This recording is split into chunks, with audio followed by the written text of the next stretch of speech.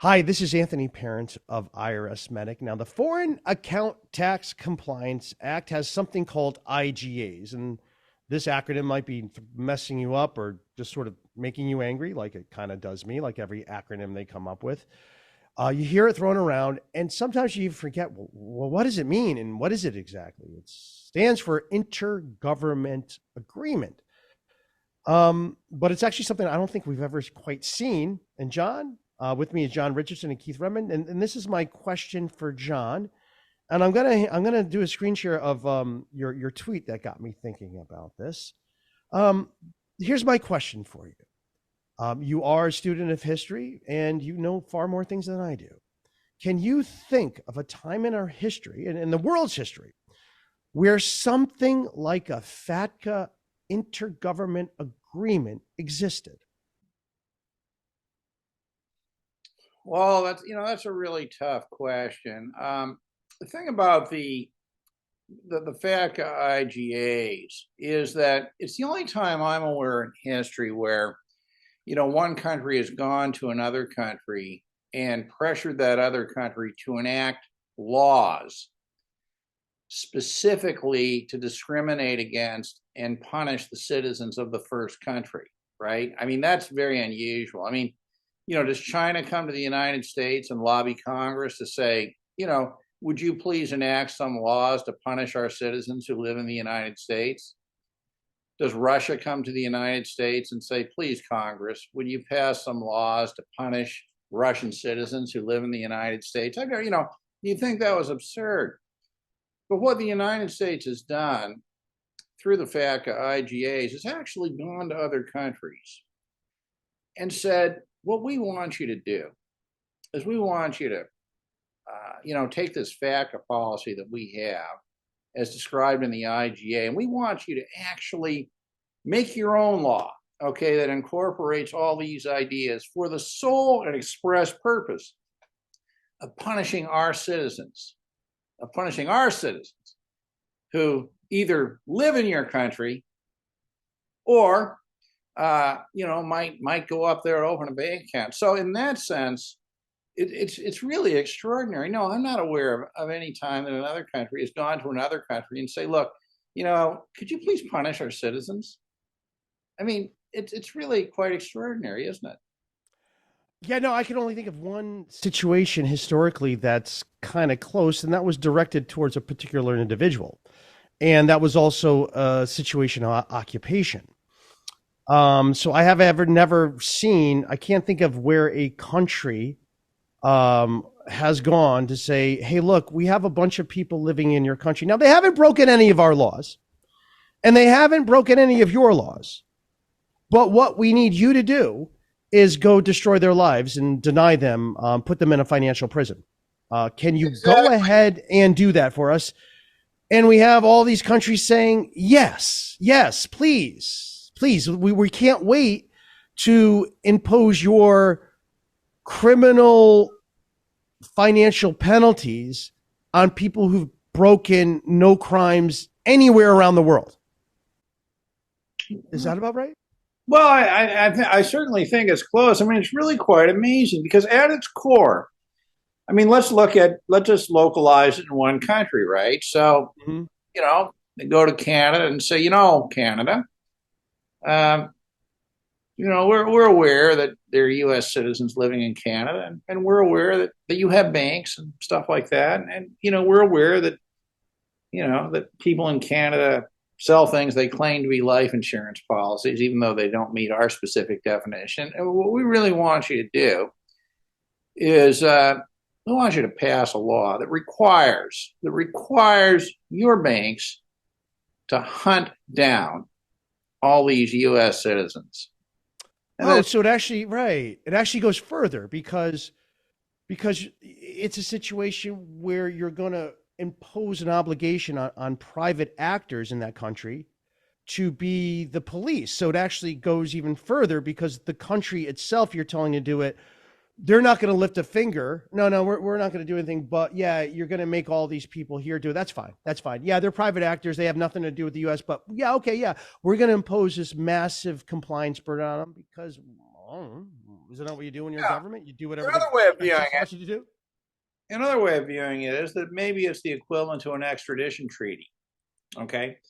So the U.S. has extradition treaties, and incidentally, maybe while we're talking, Keith, maybe you can check this online. What was the Ansakoulis sentence today in the U.K.? But there are all these extradition treaties where the U.S. says, turn these people over, and I think a case could be made that the information sent to the United States under these FATCA IGAs is really the equivalent of an extradition treaty.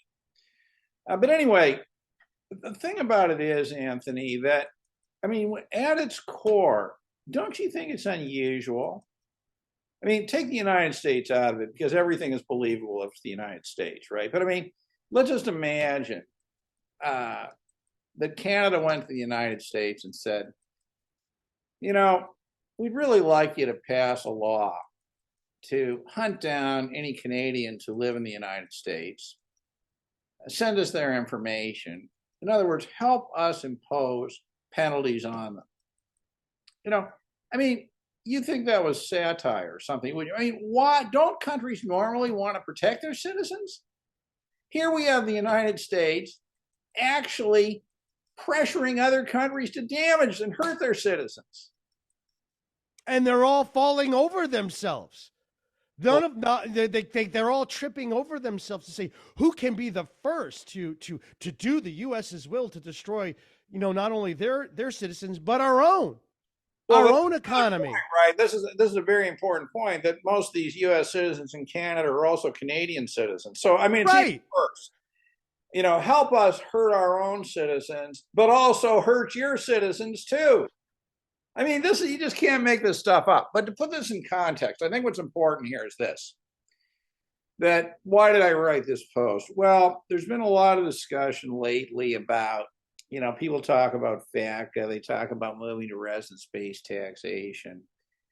And the question is, if the United States were to move to pure residence-based taxation, meaning severing citizenship from tax residency, what would that mean in terms of FATCA? And I sat down and really thought about this. It doesn't mean my conclusions are right, but I think they're right. And I viewed it first in terms of if we just look at it under the Internal Revenue Code, and then I looked at it in terms of the FATCA IGAs, and my conclusion was that if the U.S. moved to residence-based taxation under the FATCA provisions in the Internal Revenue Code, the problem would go away. In other words, moving to RBT would solve the FATCA problem. But because FATCA is implemented through the FATCA IGAs, and because the FATCA IGAs specifically use the language of U.S. citizens, those FATCA IGAs and the laws enacted by those other countries that reference the IGAs and therefore discriminate and target U.S. citizens would remain intact. So in other words, the way to view this is that through the FATCA IGAs, the U.S. has, with the help of other countries, created essentially an extraterritorial prison, financial prison for U.S. citizens, but there's no way to change it because U.S. citizen is baked into the FATCA IGA. Right? You can change it under the Internal Revenue Code because U.S. person can be amended under Section 7701A30, but it can't be changed under the terms of the FATCA IGA.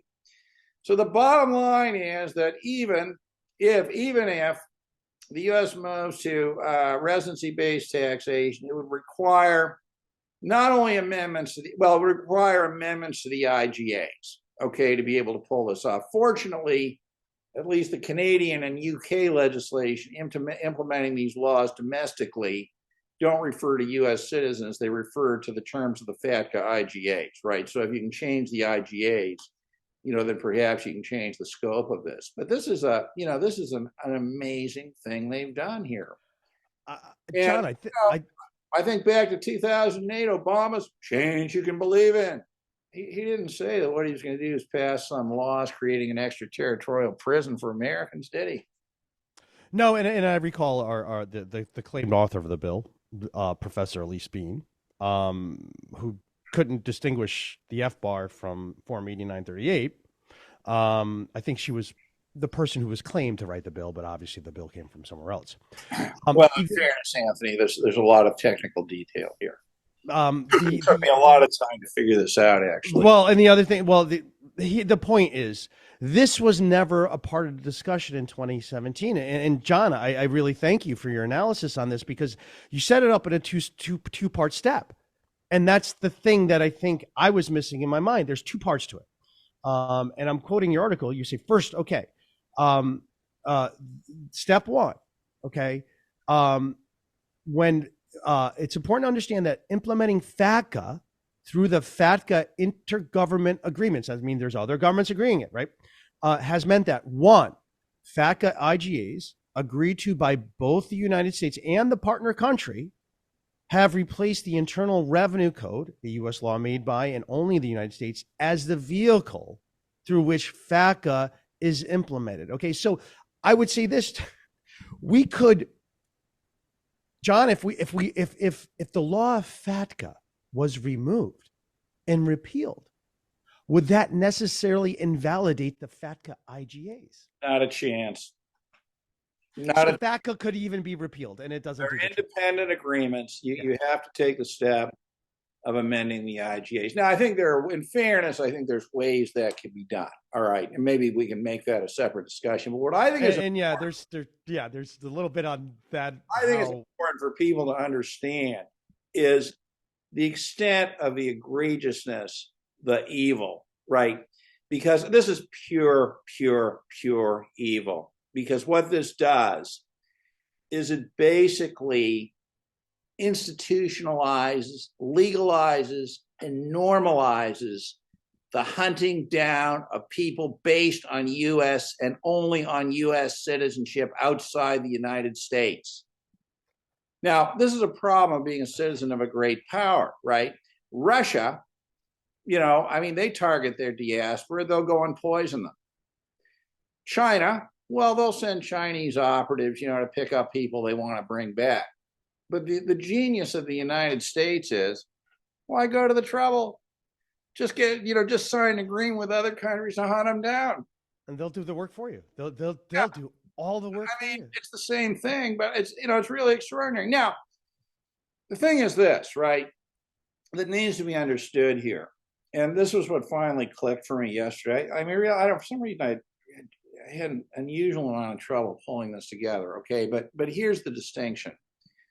In the Internal Revenue Code, see, all of this relies on the definition of U.S. person. And if you change the Internal Revenue Code, the definition of U.S. person 7701A30 to exclude U.S. citizens, that's why you solve the FATCA problem domestically through the Internal Revenue Code. But the problem is, okay, that by defining U.S. person in the IGA as specifically including a U.S. citizen, you've lost the ability to remove U.S. citizen from the purview of the application, which means that you can entirely sever U.S. citizenship from tax residency for tax purposes, but be left with a situation where U.S. citizens are still going to be persecuted over the bank account issue because the hands of the partner country are tied.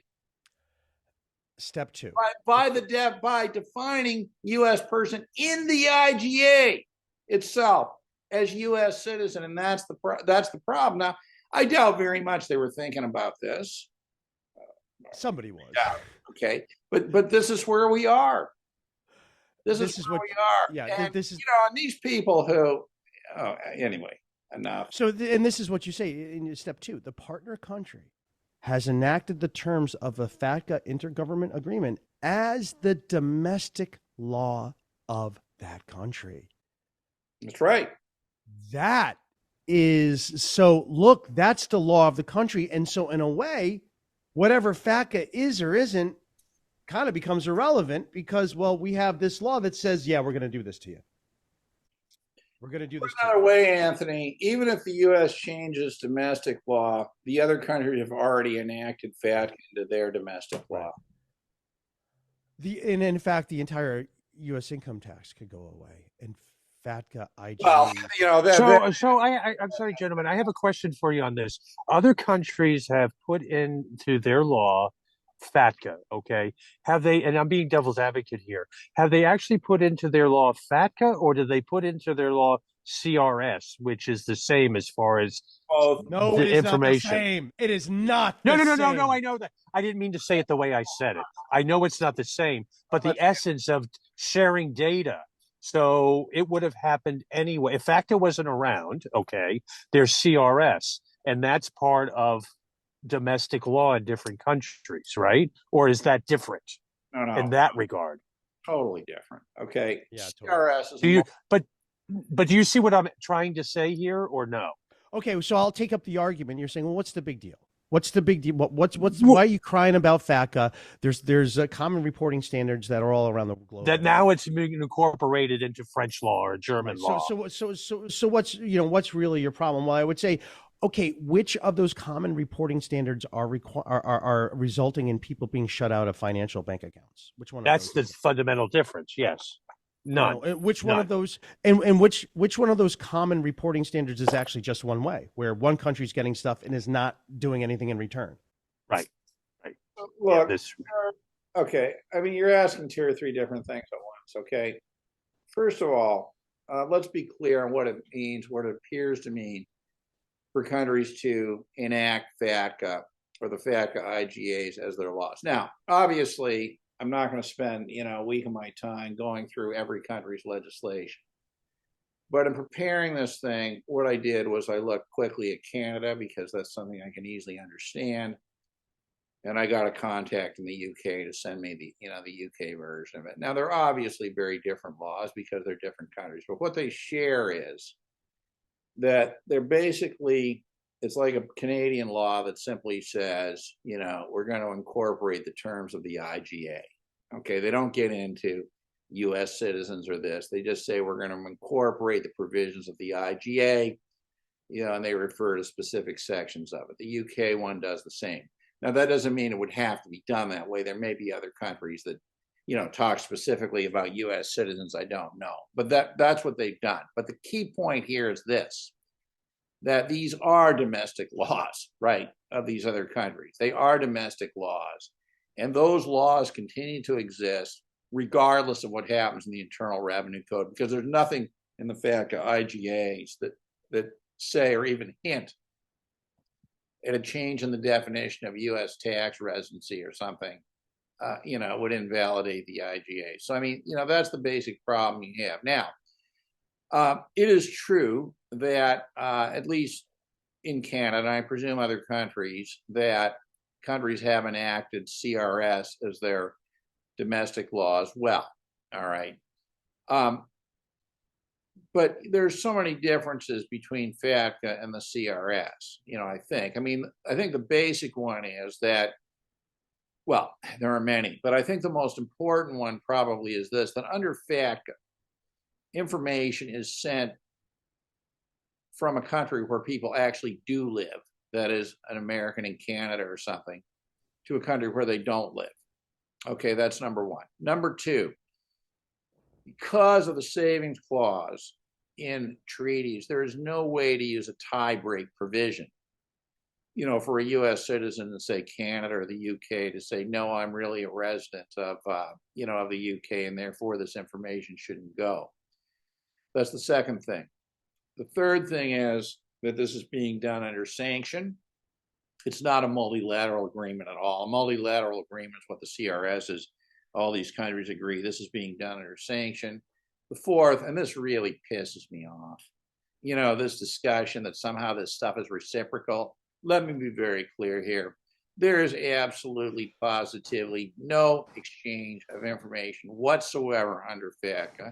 And that is acknowledged in the FATCA IGAs, where there's a section that says, the United States agrees to move towards some kind of equivalent level of exchange.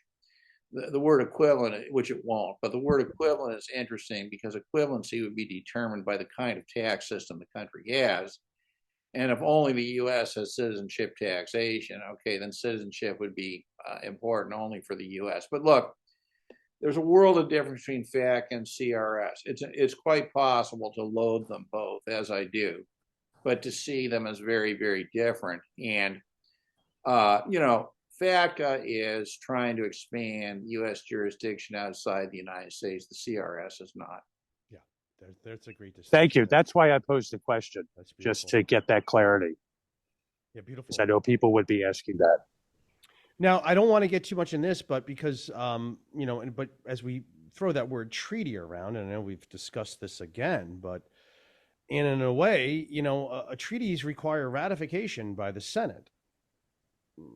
FATCA had never had anything ratified by the Senate, but in a way, we don't necessarily have a treaty with the FATCA IGAs because, in a sense, what it was a gun to the country's head to say, you're going to do this or you're going to be subject to ruinous sanctions. Right. So that it really wasn't a treaty. It's just, its reasons for its obnoxiousness kind of go beyond that. It goes far beyond that. Yeah. So what's interesting is that a number of countries do regard these IGAs as treaties from their point of view. Okay. They're clearly not a treaty under any conceivable understanding of the U.S. situation. You're right. They would require, Senate confirmation if they were. But what they are conceived to be are simply extensions of existing treaties. Okay, not even a protocol, but just sort of an extension of the existing treaty. And that's why if you look at the FTAs, they start with these recitals, that blah, blah, blah, blah, blah. Okay, but I think what needs to be understood is that if you really understand the role that the IGAs play in the implementation of FATCA, what they are is to not implement FATCA at all, but to go out and get other countries in the world to simply enact domestically the laws that you want them to have, to hunt these kinds of people down. And, I think that there needs to be some clarity on this discussion. Although I do think that the key point here is to move to residency-based taxation, and then I think the rest will eventually follow. But I think it's extremely important to understand, maybe this is a flaw, the reality of the FATCA IGA. The most obnoxious thing about it is by baking the definition of U.S. person in to include a U.S. citizen. That cannot be amended by domestic U.S. law. That's the problem, right? And so, these things need to be ripped up. And it's far worse than I think people actually understand and imagine. And that's why, Anthony, all roads lead to renunciation. It does seem that way. It's not unless you have another strategy. And I have strategies. I think there's strategies for Americans in the U.S. to handle this nonsense. That's for sure. The difficulty is when you are overseas and you can't do things. In America, there's always a way. There's always a way to avoid taxes in America. There always is. Yeah. No one ever wants to be honest about the tax code, and everyone's looking to send out favors. Everyone in Congress is trying to make it look like the tax code is a good thing, and that's why so many, giveaways are in the code that domestic Americans can take advantage of fully and live a fairly tax-free life. If not, their tax compliance bill might be high and their tax planning bill, but you can get away with not really paying a lot in the U.S. The difficulty, but these people is don't trying to have a life overseas. This is not a tax issue at all. I think that's right. It goes beyond that, right? Exactly. It's not even a tax issue. But Keith, I just thought of one other thing on the FATCA versus CRS, and this may be the most important distinction. Yes. So FATCA is focused on U.S. citizens, and U.S. citizens are unable to use treaties to tie break out of residence. Under the CRS, because none of those countries have citizenship taxation, in almost every case, they can use treaties to tie break out of residency, right? So this stuff doesn't matter. So make no mistake about it. I want to be very, very clear here. Anybody who for a minute thinks that FATCA and CRS are remotely equivalent, you are 100% wrong, and you don't understand what these provisions actually say. You really don't. I'll leave it at that. That's right. Stop spreading the myth that somehow, FATCA is the American equivalent of CRS. Wrong, wrong, and wrong. Thank you. I get that a lot. So All this right, is good. beautiful. Yeah, no, it's a total distinction here. So I think this is a great spot for us to conclude today. Really showing that the difficulties and the various layers and that are kind of acting independently now, that in order to reform this, and this is sort of this is my takeaway today. In order to repeal FATCA, we have to do more than repeal FATCA. Yeah, that's right. That's right. First of all, the gold standard is to get to residency-based taxation. But the problem is that because FATCA is implemented through these IGAs that bake discrimination against people because and only because they're U.S. citizens in it, you've got to amend the IGAs as well. Right. Yeah. Now, I think that can be done. Okay, I think it can be done, but I think that point needs to be very, very clearly made here, in the discussion about how this stuff operates structurally. Anyway, isn't this revolting stuff? What are we doing even talking about this? Well, here's my thought, and this will be my concluding thought. Us three of them, we're all pretty, up to date on FATCA. We discuss it. We're aware of other people who discuss it. And if you put all of us in a room, maybe it's 80 people, 80 people, maybe who truly understand it. And probably most of those people would just be people, not even professionals. They actually would understand it better. Yet we have something that if you think, and there's an argument to be made. We have an argument to be made that we have the most consequential law globally, that we have 80 people who understand and actually see it. And so the ratio of individual to the problem is insane. And so what we're inviting you all to do is, don't you want to be part of this exclusive club? Don't you want to be a part of this exclusive club that actually understands FATCA and what's truly going on? Well, you are. You too. Our audiences too is part of this exclusive club that actually knows and is speaking about one of the most important global laws. I don't even know if it's a law. It's a movement. That's what it is. The FATCA is a movement to something none of us really want, but it's that movement. So that's sort of the frightening thing, as you say, Keith, because we're not the weirdos. Right. Everyone else is weird for ignoring this. Yeah. That's my point. So with that, thank you guys so much for this. And we will check in with you next week. We have a lot of great stuff coming up. For John Richardson and Keith Redmond, this is Anthony Parent of IRS Medic, and I thank you for watching.